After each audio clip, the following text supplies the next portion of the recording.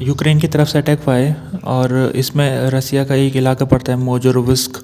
ये उस वहाँ पर यूक्रेन ने ड्रोन अटैक करके वहाँ का जो एयर बेस है उसको निशाना बनाया। और यूक्रेन की तरफ से कहा जा रहा है कि इसमें 20 रसिया की जो पर्सनल है उनकी या तो मृत्यु हो गई या तो इंजर हो रखे है। साथ में यूक्रेन ने ये भी कहा है कि रसिया के हमने 6 वार प्लेन को डिस्ट्रॉय कर दिया है और साथ में 8 जो एयरप्लेन है वो बहुत बैडली डैमेज हो गए। रसिया की डिफेंस मिनिस्ट्री ने इसका यूक्रेन के आरोप जो उसके क्लेम है यूक्रेन के उसको निराधार बताया और कहा है कि हमारे ऊपर अटैक तो किया गया था जिसमें 40 यूक्रेनियन ड्रोन द्वारा किया गया था हमला, लेकिन हमने इनको असफल कर दिया और बस केवल हमारा एक पावर सब स्टेशन को नुकसान पहुंचा है।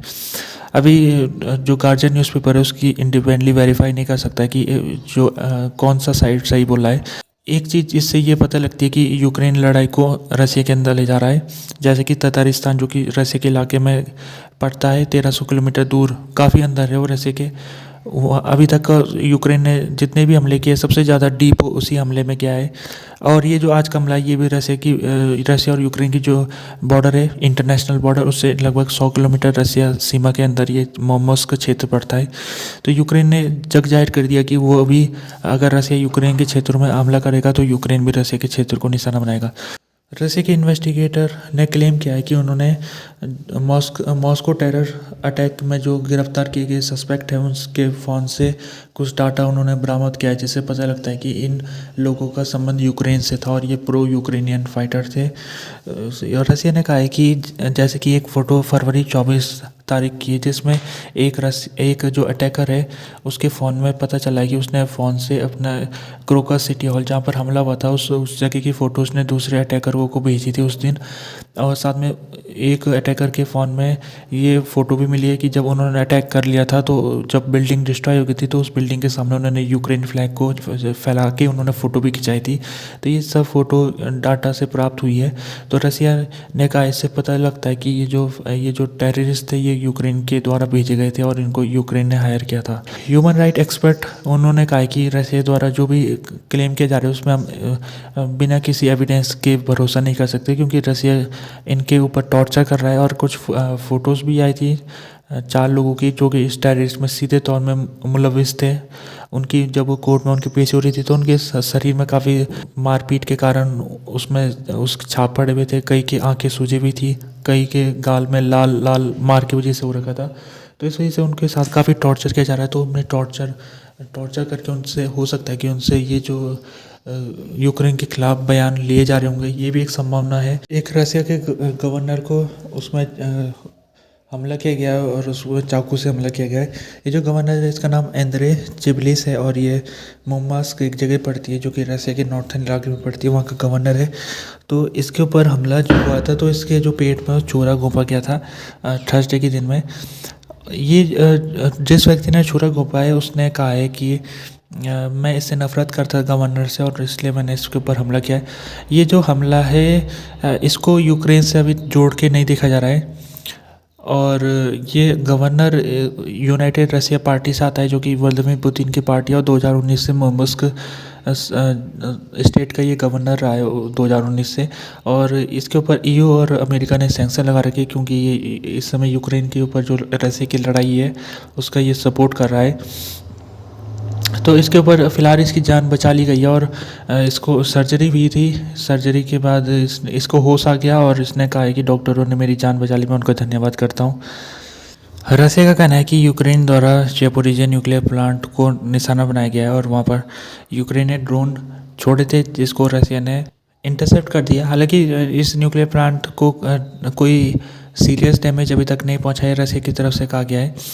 ये रसिया की तरफ से जो कुछ कहा जा रहा है इसको इंडिपेंडेंटली वेरीफाई नहीं किया जा सकता क्योंकि रसिया ने यहाँ पर पूरा कंट्रोल किया रहता है, ये उसके कब्जे में। हालांकि इंटरनेशनली तो ये यूक्रेन का न्यूक्लियर पावर प्लांट है, लेकिन लड़ाई शुरू होने के कुछ ही दिनों बाद रसिया ने इसको अपने कब्जे में ले लिया था। और ये जो ज़ैपोरिज़िया न्यूक्लियर पावर प्लांट है इसमें दोनों पक्ष एक दूसरे के ऊपर आरोप लगाते रहते हैं। यूक्रेन भी कहता है कि रसिया इस जगह को निशाना बना रहा है और यूक्रेन के ऊपर भी रसिया आरोप लगाता है कि यूक्रेन इसको निशाना बना रहा है।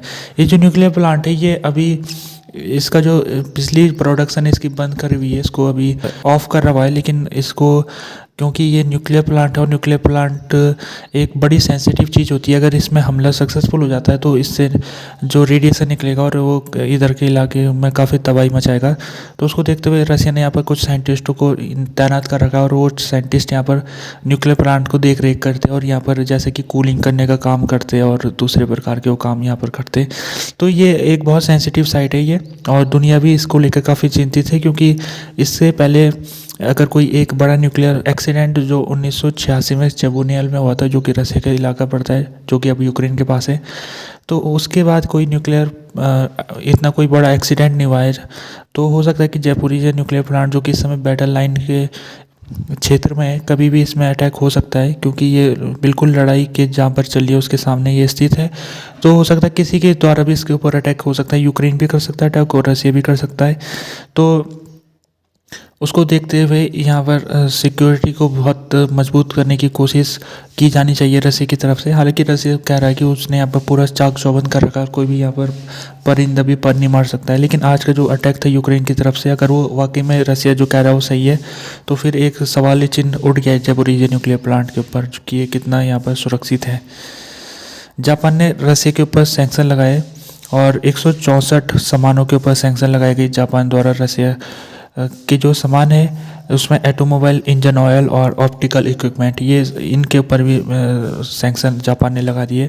साथ में जापान 10 मई के दिन जो रसिया की नॉन इंडस्ट्रियल डायमंड है उनके ऊपर भी बैन लगा देगा, उनके इंपोर्ट के ऊपर। तो रसिया के ऊपर जापान ने एक ये टफ डिसीजन लिया है, क्योंकि जापान इस समय अमेरिका का अलाई है, और उसने जब अमेरिका ने सैंक्शन लगाए थे तो जापान ने भी सैंक्शन लगाए थे। हालांकि जापान जैसे कि डायरेक्टली अमेरिका यूक्रेन की मदद कर रहा है, वैसे उस तरह से मदद जापान के द्वारा नहीं हो रही है, क्योंकि जापान का जो कॉन्स्टिट्यूशन में साफ साफ कह रखा है कि जो दूसरे देश हैं उनके आंतरिक मामलों में नहीं पड़ना है। लेकिन जापान ने सैंक्शन उसने लगा के रसिया की काफ़ी ज़्यादा कंपनियों में, और जापान ने कुछ उसके संबंध रसिया के साथ उस समय भी बिगड़ने लग गए जब रसिया ने नॉर्थ कोरिया के साथ संबंधों को मजबूत करना शुरू कर दिया था। नॉर्थ कोरिया जापान का दुश्मन देश है, तो नॉर्थ कोरिया अगर रसिया की दोस्ती हो रही है तो इसका मतलब जापान को थोड़ा और चिंतित होने की ज़रूरत है। तो जापान इसी को देखते हुए उसने रसिया के ऊपर सैंक्शन लगाए। अभी आज के दिन ये भी पता लगा कि साउथ कोरिया ने भी रसिया की 2 कंपनियों के ऊपर सैंक्शन लगा दिए। ये 2 कंपनियाँ जो थी ये नॉर्थ कोरिया के साथ व्यापार कर रही थी, वेपन को इधर उधर ट्रांसफ़र कर रही थी। तो उसको देखते हुए साउथ कोरिया ने इन 2 कंपनियों के ऊपर सैंक्शन लगाए हैं।